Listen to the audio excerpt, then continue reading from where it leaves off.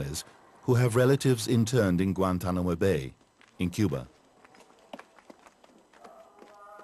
Since January 2002, the ICRC has regularly visited Guantanamo, where nearly 500 people of 40 different nationalities are interned. The internees' problems and the problem of the legal framework which should apply to them is a constant subject for discussion with the American authorities. شعوري يعني من ناحية الرسائل حق الصليب الأحمر يعني لما أستلم الرسالة إذا في كلام مريح أرتاح يعني أرتاح كثير وإذا في كلام حزين أبكي وأشتي إن شاء الله بإذن الله سبحانه وتعالى يعني أشتي من الله سبحانه وتعالى إنه يفرج عنهم قريبا عاقلا غير عاقل يفرج عنهم بأسرع ما يمكن. أنا مشتاق لابني، أنا زعلان كثير ليش هناك وهناك عايش هناك بجوانتنامو منشان كذا يعني طول عمري حزينة أبكي.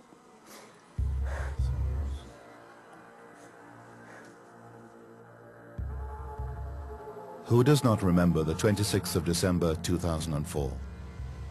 On that day, the tsunami devastated the shores of Indonesia, Thailand, Sri Lanka, India, and other countries in the Indian Ocean. I have never seen anything like it. All those dead bodies in the streets. There is nothing that I could compare it with. Nothing. Nothing at all. The final death toll will probably never be known, but it is estimated that some 230,000 people died or disappeared, while 2 million people were displaced. This catastrophe led to an impressive show of international solidarity. Immediately, the International Federation, the International Committee of the Red Cross, and the many national Red Cross and Red Crescent societies went into action. Already operating in Aceh in the north of Indonesia and in eastern Sri Lanka due to internal conflicts, the ICRC was the driving force in those two areas affected by the tidal wave during the emergency phase.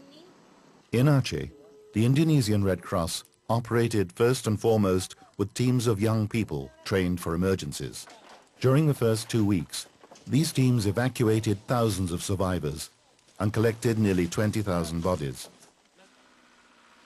Today, the Red Cross is heavily involved in reconstruction. Its top priority is to help people rebuild their lives after the shock of the tsunami. Aid and reconstruction projects in the fields of health and sanitation are run by community groups and local associations, starting with the Sri Lankan Red Cross, and they aim to gradually build up the confidence of the local people. Supplying clean drinking water depends largely on the ability to decontaminate the wells. At least 3,000 wells contaminated by debris and salt water have been cleaned up by the ICRC and the Sri Lankan Red Cross teams. The resources that have been committed so far are enormous, but much more time and patience will be needed before life can return to normal. Over the past 10 years, 2 conflicts have caused bloodshed in Chechnya, where insecurity continues to reign. Civilians are paying a heavy price as the situation deteriorates, and the chronic cycle of arrests and disappearances drives many families into despair. Without sufficient guarantees to carry out its work in accordance with standard procedures, the ICRC suspended its visits, which are currently under discussion with the Russian authorities. The ICRC helps the most vulnerable in cooperation with the Russian Red Cross, which plays a major humanitarian role in the Northern Caucasus. Хотелось бы, конечно, для многодетной семьи побольше хотелось бы. Все равно дети есть дети, их кормить надо каждый день, как говорится, каждый час. In such chaos, every humanitarian act sends a signal of hope.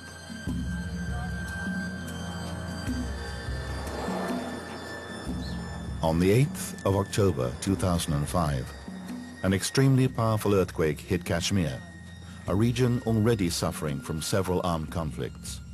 The death toll speaks for itself. At least 65,000 dead, 75,000 injured, and 3 million homeless. In the hundreds of towns and villages, The catastrophe has decimated communities, particularly the younger generation, which was at school at the time of the earthquake. No family was spared. For those left behind, honoring the dead is a way of restoring dignity to their lives.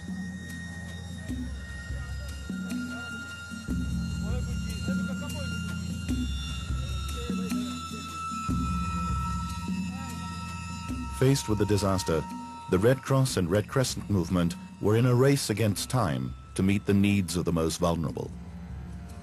Hospitals and clinics were set up at lightning speed. Many lives were saved thanks to the helicopters that ferried medical teams to isolated villages. Tents, building materials and food were also supplied, in addition to medical care. This is an exceptional situation for the ICRC, you know, especially when you compare with what's happened during wartime. Because here we had hundreds and thousands and injured people in the same times and scattered in a huge area.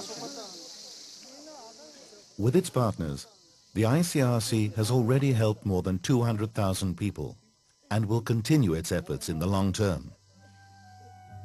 The aid workers of today are carrying on in the spirit shown by Henri Dunant at Solferino. Every day and throughout the world, they carry on their humanitarian work. It takes different forms according to the particular, often complex situation. But every action is driven by the same sense of commitment. Through its neutrality and independent humanitarian action, the International Committee of the Red Cross helps those most in need to restore their lives and their sense of hope and dignity.